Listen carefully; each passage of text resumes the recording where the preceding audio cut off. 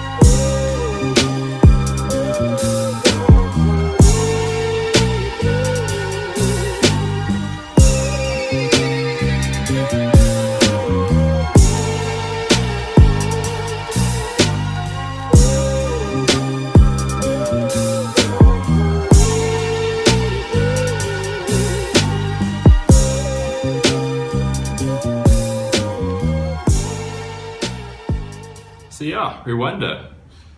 Not a place I was expecting to go to this year, but I got the invitation. So my brother works for this guy who does a variety of events around music and sport around the world. And what he wanted to do was create like a real carnival atmosphere around the unveiling of this new stadium just outside of Kigali in Rwanda. So they wanted like a T20 kind of like IPL themed kind of DJ person. And yeah, that's me. Well, I used to be a house DJ back in the day, back in my misspent youth, back in my 20s. So they invited us and off we went. And this video basically gives you like a slight idea of what the week was, but unfortunately I didn't get to film a whole bunch. Definitely didn't film with a drone. On the day of the match itself, I was DJing the whole time through. It's actually really hard work doing this whole, you know, a guy hits the floor, play music, make comments, all that kind of stuff. So kind of limited, I do apologize, but here we are, Rwanda, and why we were there and why this thing was just so special. Rwandans are keen for cricket, but cricket facilities they don't really have. Well, especially not a ground they can really call their home of cricket. But here it is, in Kahanga, which is about a 20-minute drive out of Kigali, the nation's capital, and it really is something to behold. It's just, you get there, there's a presence about it, it's breathtaking. And the day itself, well, it was the Michael Vaughan 11 versus the Herschel Gibbs 11. That was going to be the big kickoff match to unveil this amazing facility. So my brother and I were there a few days earlier to work out all the logistics around entertainment. And then there was a big academy kind of day here, as you can see, with all the local kids. It was just so much fun to be a part of. And it really did. It started with a bang.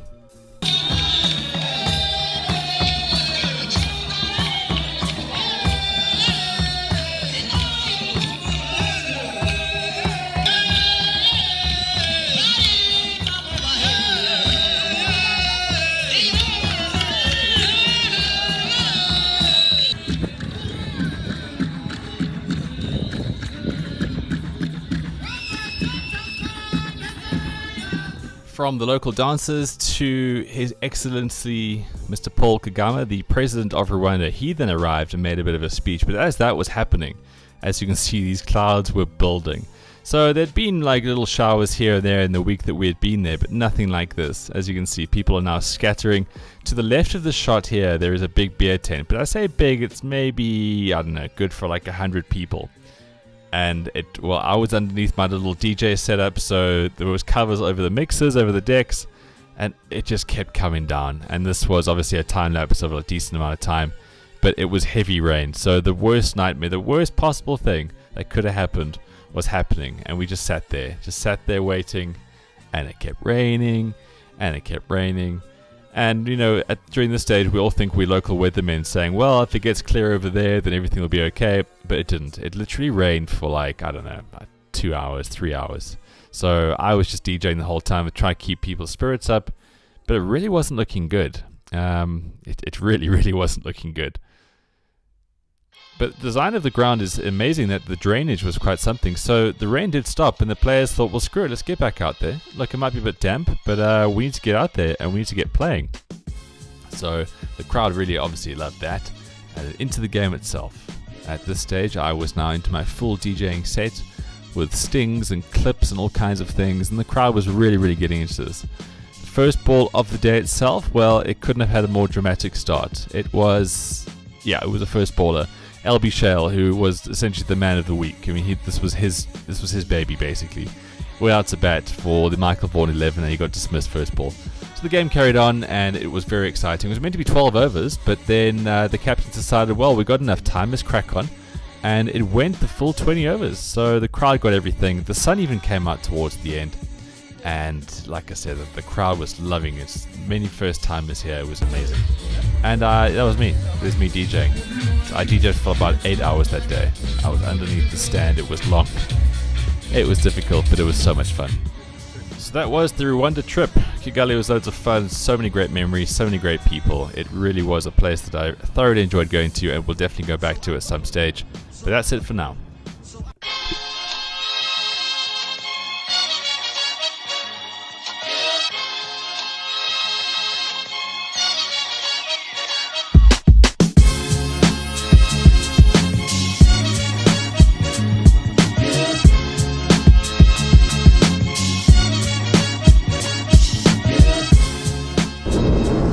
Joining us in our studio audience is Ben Karpinski, who's with us tonight. And Ben's just got back. Ben, you were in Kigali in Rwanda, is that right? Correct, Dan. Yeah, Kigali. Well, Kahanga to be exact. And that was for something completely strange for Rwanda. You were there for a cricket match. Yeah, it's been a long time coming. A former English MP decided his dream was to take cricket to Kigali, and now as many as 40 schools do play the game. And obviously, back in the 90s, there was a lot of turmoil in the country, and they're finding a way through cricket to restore hope there. So a cricket field in the middle of Rwanda. The genocide is a story I think most of us know quite well. Is it having a genuine impact? Is it changing lives in Rwanda? Very much so. This last week there were about 8 teams playing in a tournament, and then there was a celebrity match on the Saturday, which I was there for. Not as a celebrity, I was DJing the thing. And it was just incredible. There was huge amounts of celebrity interaction there, huge amounts of local interaction, and the ground is so incredibly beautiful.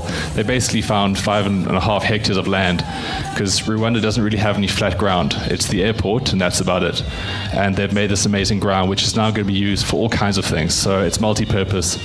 And like I said, just getting school kids, the first time I've ever seen the game was over this last week. And sustainable? Definitely. I think there's been a lot of interest. Like I said, the last 6 years, there's been a lot of fundraising in the UK itself to make this sustainable, make it a long-term wish. And there's various tournaments. So the East Africa region will be going there back and forth. And Uganda was the team there this last week who won the tournament. And they said this is the start of something great. So all those countries, cricket is now very much something they could be involved in. Oh, it's a wonderful story. Ben Karpinski, thank you very much indeed.